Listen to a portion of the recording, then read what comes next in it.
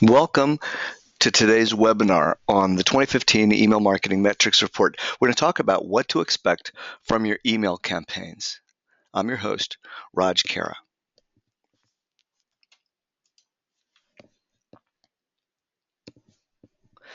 Email marketing really works. The Direct Marketing Association reports that on average, the return on investment for email marketing for last year was $38 for every $1 spent. That is the highest ROI for any form of direct response marketing. If you're not looking at email newsletters and marketing campaigns as part of your overall marketing strategy, you're missing a major opportunity. And you're creating an opportunity, probably unknowingly, for your competitors to sneak in and steal your clients. I'll periodically hear someone say that they don't read newsletters and maybe that's why they don't think that their clients would either. Well, that's all fine and good, but all of the data points to the fact that people read and respond to email campaigns, and they want highly relevant content. That makes all the difference in your messages getting read versus deleted. So this webinar is going to reveal what we found after tracking about 1 billion email messages sent from 56,000 unique email campaigns that were sent through our software last year. This is a lot of data, and it's going to give you insights into how well your campaigns are doing compared to industry averages. And if you're not using email or email newsletters or marketing campaigns yet, you'll learn what to expect from your campaigns. We're going to talk about open rates, click rates, bounce rates, best time of the day to send, the best day of the week to send all of your campaigns, and much more. And at the end of the webinar, I'll show you how to access the full report for free. So let's get started.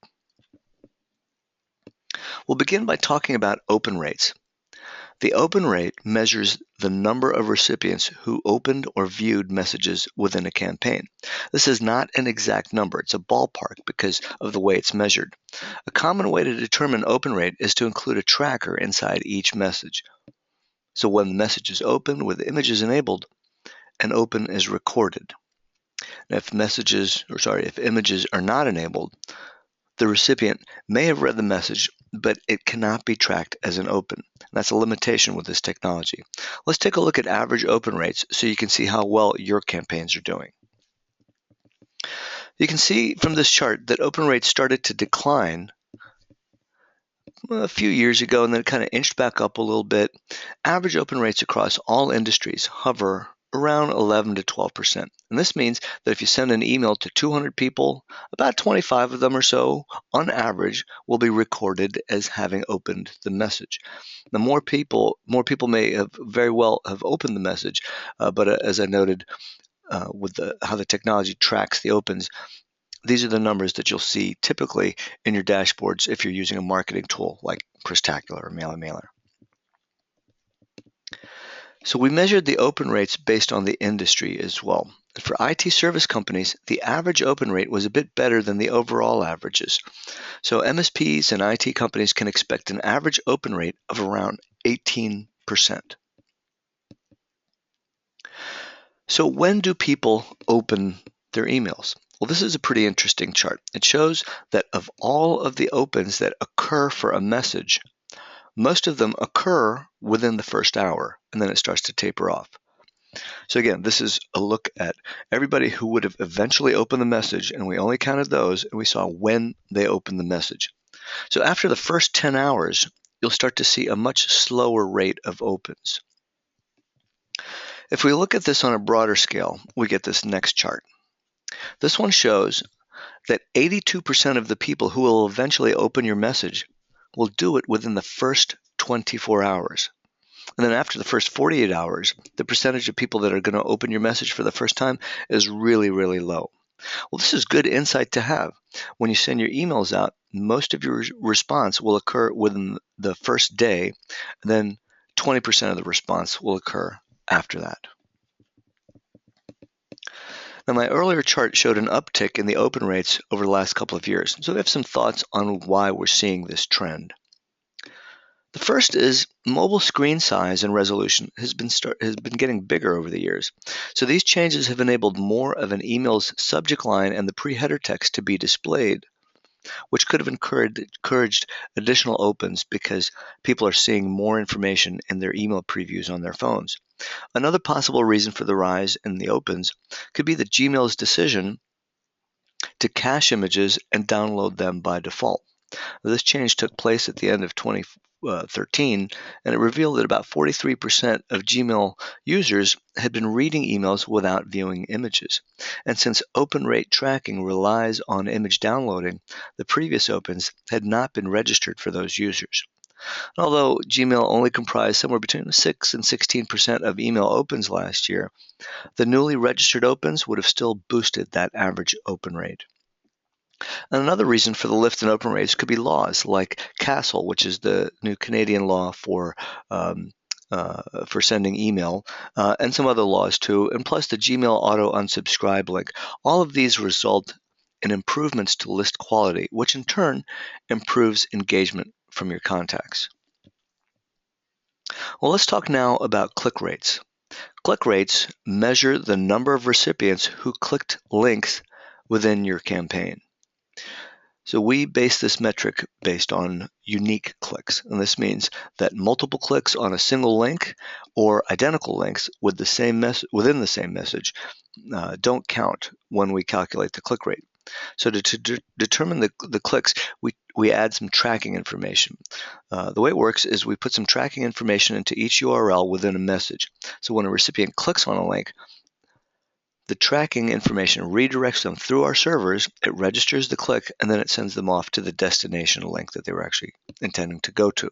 So the click rate can be calculated either using the HTML or plain text version of a message, whereas open rate can only be done with an HTML version. Now you can see from this chart that the click trend shows a decline over the last 5 years. So in the second half of last year is hovering about 1.5%, just a hair lower than the first half of the year. So there's a lot of factors that influence click rate. So let's talk about some of those. This chart compares the average click rates among numerous different industries.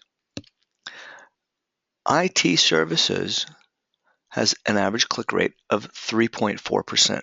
That's one of the higher ones. So that's a really good click rate compared to some of the other industries that are out there. So factors that influence click rates, there's quite a few of them. So the first one is relevance. This is important. If you send sales material over and over, people will tune out. Think about your own behavior when you get a sales email.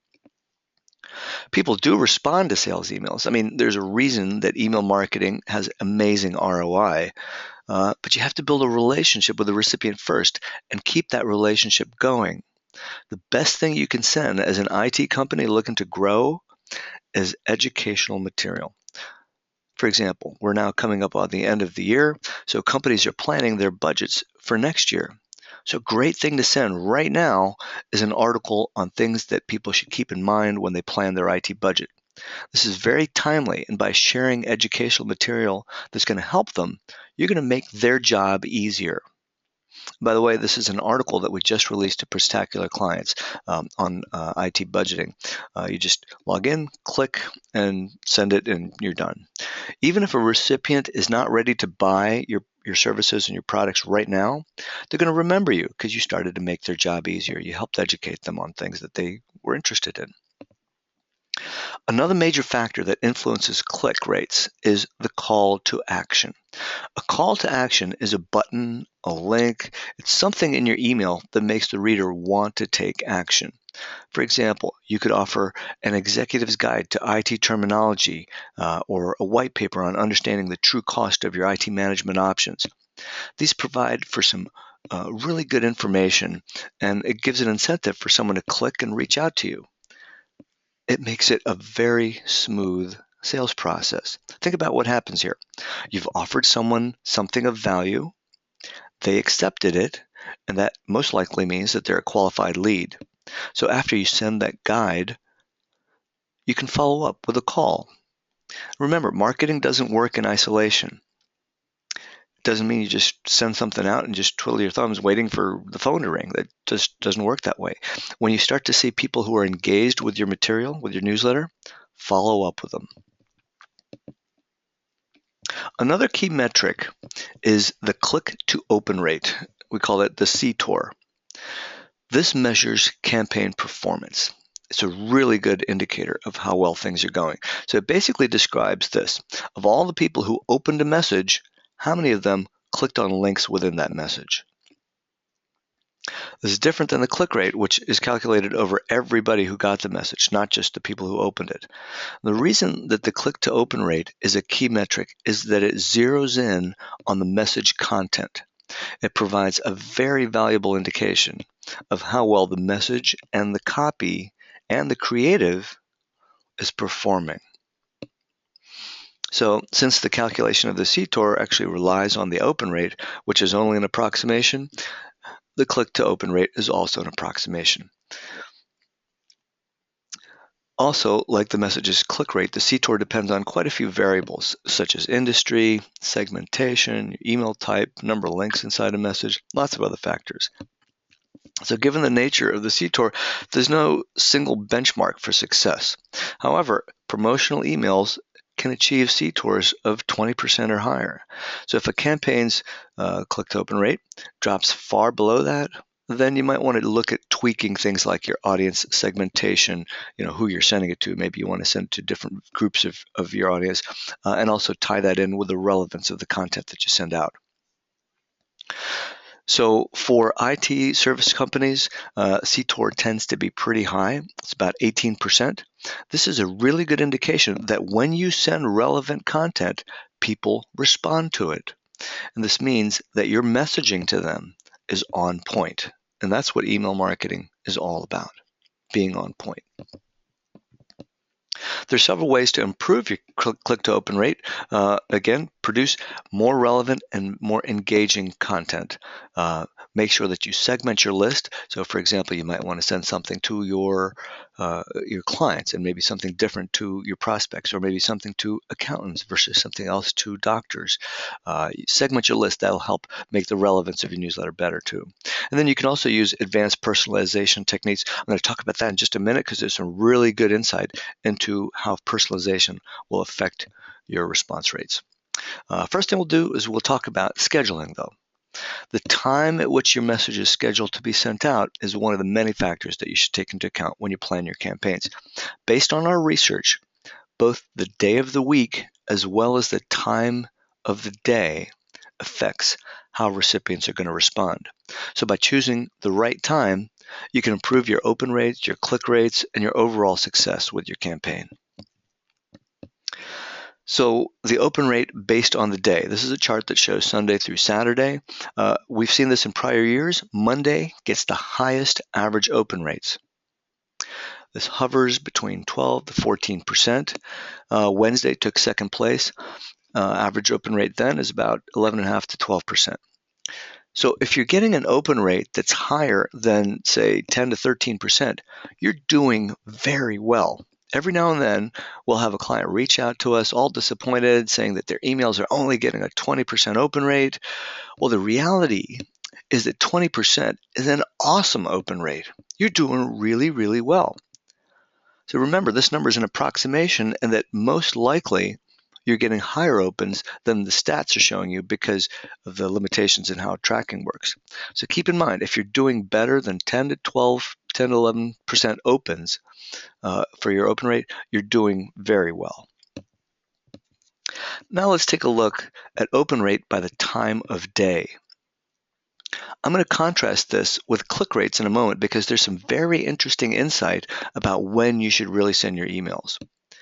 Average open rates increased pretty steeply from 4 a.m. to 8 a.m. Now this is all local time. So if you're in New York, this is Eastern time. If you're in LA, it's Pacific time. If you're in London, it's either BST or GMT, I guess depending on the time of the year. So it's all local time. We start to see an increase through about 8 a.m. and then it kind of stabilizes. It peaks at about 11 a.m. And then it goes down from there. So let's take a look at this is the opens. Let's take a look at what this means for clicks, though. So here's a 24-hour period. look at the clicks, you'll see most clicks are actually occurring during off hours, not during business hours. So more people may be opening their messages during business hours, especially around 11 a.m., but they're not clicking as much. Could be because they're quite busy during the day. Might look like something interesting that they'll get back to, and then they never do. And so they don't click on it as much because they're tied up. So what we found is if you send messages after hours, you'll tend to get higher response rates. And this is consistent with what we've seen in prior years as well. So when should you send your message? Early morning, before people get into work, or in the evening after they're back. In our prior reports, we found that Sunday actually had a higher click rate year-round. So this year's findings are a little bit different than that trend. It could be due to the fact that people are starting to engage more meaningfully with email at a slower times during the work week, which could be good news for you as a sender of messages. Note here, you've got to test. So test out sending at different times. Don't just presume because I showed you this data in the report that you'll always start to send something at 5 a.m. or something like that. Send it out at different times to test what kind of response you're going to get. Let's take a look at bounce rate because there's a lot of good information you can glean from just watching the bounces. Bounce rate measures the number of emails that were not able to be delivered. A high bounce rate can lead to poor sender reputations and reduce your deliverability. So let's take a look at what the numbers are showing. Bounces are a very natural part of your sending process, but the bounces per email that you send can be decreased just by sending a little bit more frequently. Sometimes a client will tell me that they only want to send email once a quarter, that they don't want to bombard their clients with emails. Well, first of all, if you send an email monthly as opposed to quarter, monthly is not bombarding people. It's very good. It's a very healthy pace for a small IT company to send. More so, you can look at the data. Sending less than once a month, which means maybe you intend to send once a month and you skip it, you forgot about it, or maybe you send intermittently.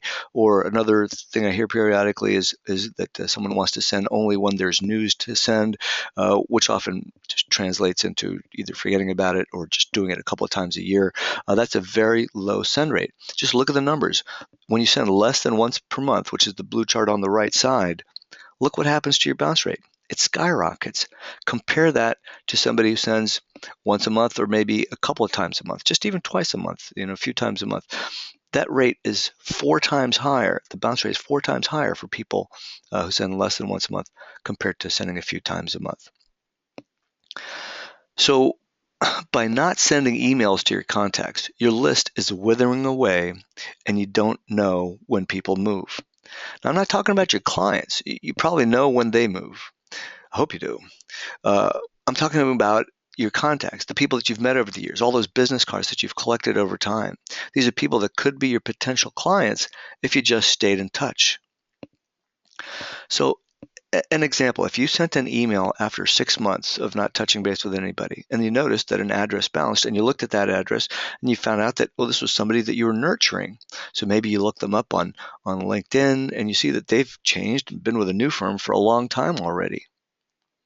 Now contrast that scenario to the person that's sending more frequently, say once a month.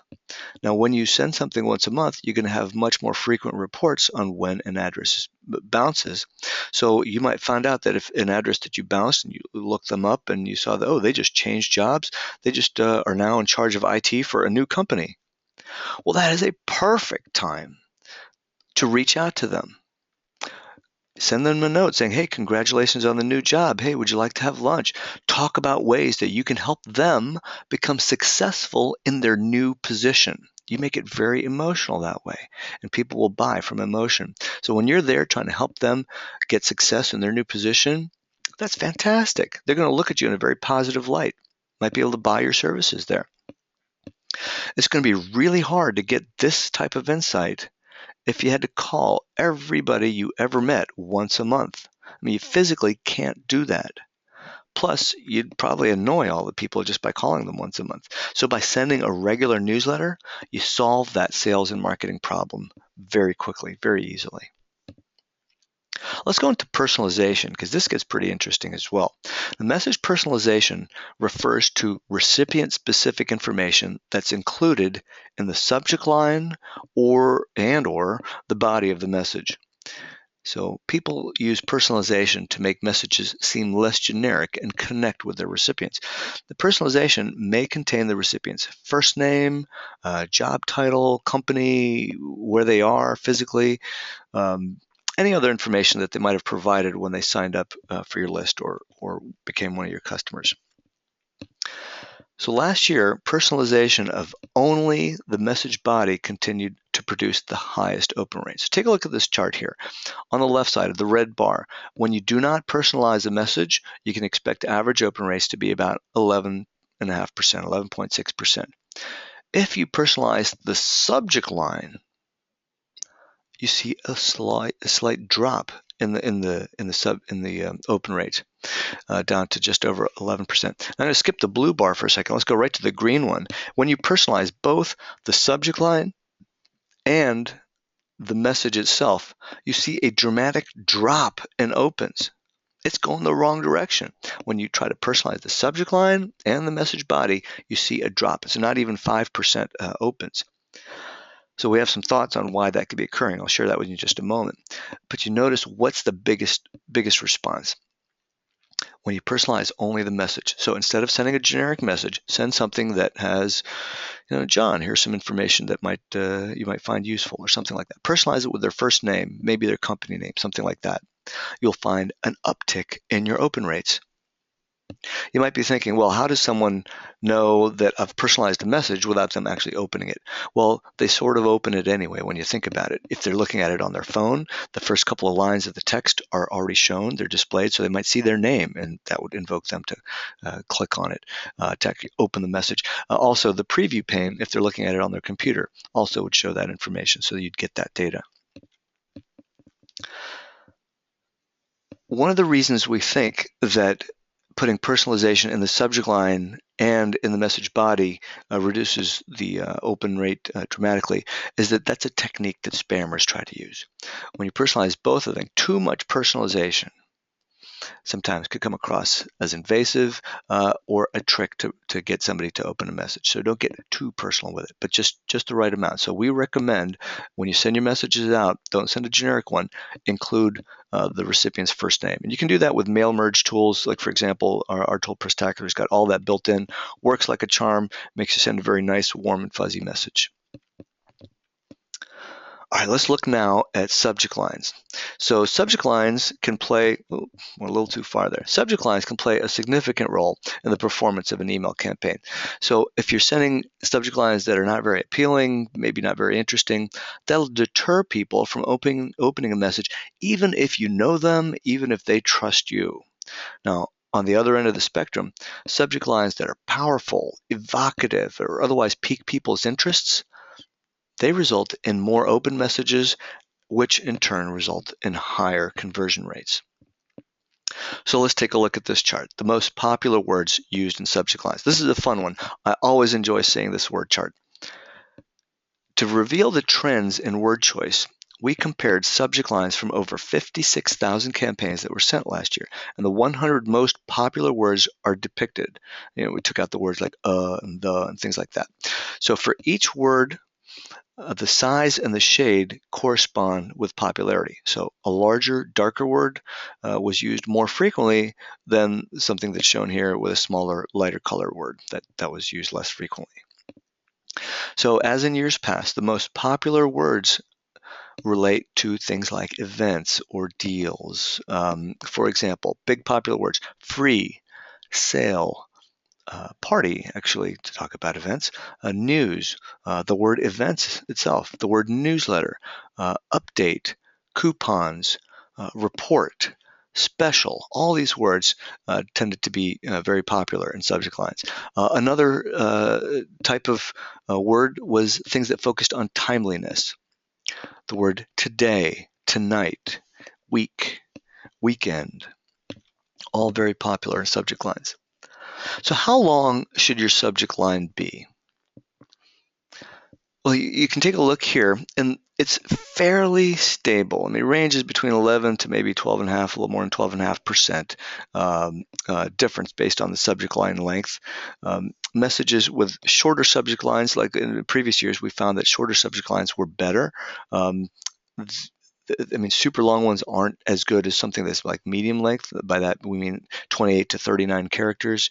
So those tended to have pretty good response rates. So we talked about that. The length made less of a difference than in past years. Probably increased space on your mobile devices could have led to that. Let's go into some best practices, some do's and don'ts, and I'm actually going to cover don'ts first. This is pretty important because this will help guide you on how you should implement your campaigns. First thing to note is that list engagement is critical. It is very critical. What sites like Gmail and Hotmail and others are doing is they monitor your open rates too. And so if you sent a message to someone who never ever opened your messages, maybe just deleted it upon getting it, they'll start to get routed to the bulk mail folder. Whereas someone, you may be sending the same message, and someone likes your messages and they're opening it and then clicking on it, they're engaged, those will get routed to that recipient's inbox more frequently. It used to be that IP address was one of the most important factors. It's still an important factor, but it's not the most critical one. Your email reputation, and that is you, the sender, your email reputation is what email systems are now looking at in terms of where they route your message. One thing you can do is scrub your list of unresponsive contacts. So MailerMailer does that, and Prestacular does that all automatically for you for addresses that are several years old and haven't opened or clicked on a message. So the reason for that is, if you're sending a message out and you get a 5% open rate or less than that, all these webmail providers are looking at it and saying, wow, God, they must not be sending important email. I wonder if they're junk. Let's go put them into the bulk folder. Whereas if your open rate, percentage-wise, and it's just basic math here, more people opening it with fewer people getting it sent to means your percentage is higher. So if you get a higher percentage rate, 20%, you're looking really good. They're going to say, well, that's pretty good email. Let's keep routing this to the inbox. All right, so the don'ts in doing email marketing campaigns is never buy an email list. Think about this. Would you ever give your email address to somebody and say to them, hey, go ahead and sell this email address to every person you can possibly sell it to? No, you would never do that, and nobody else would do that either. So there's no such thing as an opt-in list that you can buy. It just doesn't exist. People would never give their email address away to someone to sell it to as many people as they can. So if you bought a list, get rid of it. It is going to cause you so much headache that you can't even imagine right now. It is the fastest way to get blacklisted, and sometimes your domain can get blacklisted too. So that could be a big problem as well. Another thing that's a don't is don't only talk about your company and how good you are. You've got to mix educational messaging with sales messaging. If you're only sending sales messaging, people tune out, and that reduces the number of people on your list and your impact. I mean, you want people to be engaged. You want them to be responding to your messages and campaigns so that you can know what they're doing and then follow up with sales material, sales calls, things like that.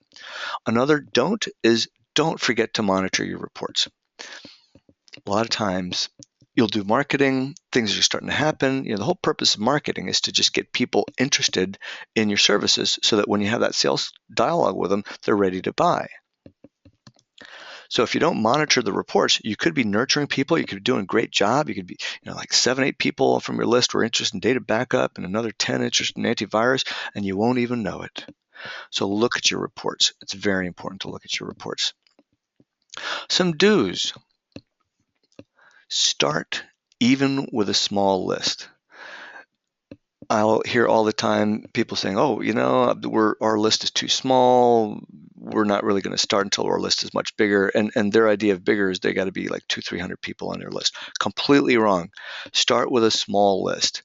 That'll get people used to getting your newsletter, they might start forwarding it on to somebody else, sharing it with somebody else. You'll start building a backlog of content that you can use in other scenarios, post to your blog, things like that. So even if you got a list of 15, 20 people, and we have a lot of clients with their list size of 25, 50 people, and they're doing exceptionally well. We had one client, list was about a little over 100 people, sent a note out about some antivirus things and ransomware and explained what that was to people that were his prospects, and closed $75,000 in annual recurring revenue just by educating people, and it wasn't this huge list.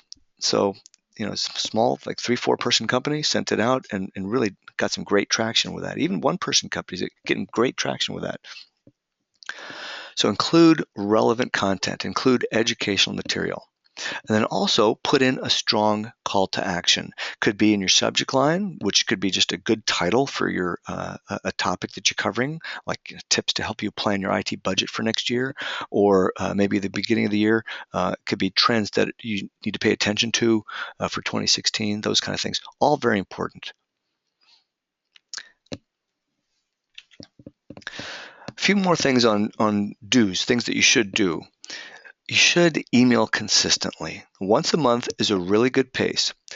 It's something that you can probably handle. It won't overwhelm your recipients. In fact, Prestacular's got an automation option that allows you to pick the types of articles you want, and then once a month will automatically generate your newsletter using a rich library of articles, and then send you a preview and automatically schedule it to go out to your contacts. And you've got a lot of editing capabilities in there if you want to take advantage of too. Our clients repeatedly tell us that this is the easiest way to do their marketing. It gets your newsletter out, gets your blog out, all without having to write any of the content. And we keep it very timely. We release new articles every month so you have fresh content for your website, for your newsletter. It makes you look like the IT experts that you are. And be sure to follow up with people who are engaged with your newsletter, with your metrics, with your marketing campaigns.